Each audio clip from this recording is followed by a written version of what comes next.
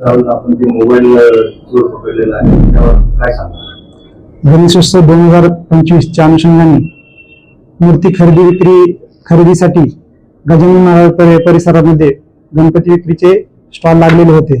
सदर परिसरामध्ये लोकांची गणपती खरेदीसाठी भरपूर प्रमाणात गर्दी होती.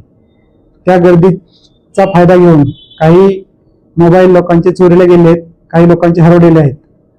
काल दिनांक 27/8/2025 रोजी अमोल आवाड हे गणपती खरेदीसाठी गजानन महाराज मंदिर परिसरात गणपती स्टॉलवर गेले असता त्यांचा सॅमसंग कंपनीचा मोबाईल चोरीस केल्याचं त्यांच्या लक्षात आलं.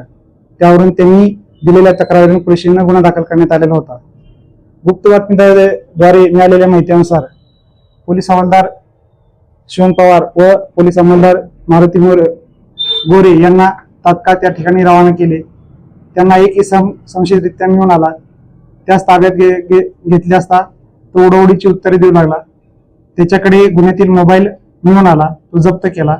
त्यास त्याचे नाव विचारले असता त्याने त्याचे नाव मनीष गुर्जरिया, राहणार इंदोर मध्य प्रदेश असे सांगितले. त्यास ताब्यात घेऊन त्याच्याकडून तो मोबाईल हस्तगत करण्यात आलेला आहे.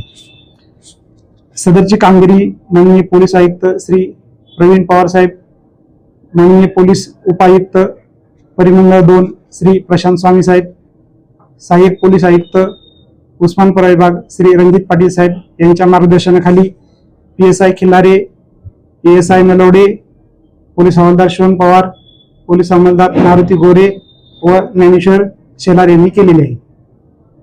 काल गणेशोत्सवामध्ये किती मोबाईल गेलेले किंवा गहाळ झालेले याची तक्रारी आपल्याकडे प्राप्त झाली? आमच्याकडे बऱ्याच प्रमाणात तक्रारी प्राप्त झाल्या आहेत.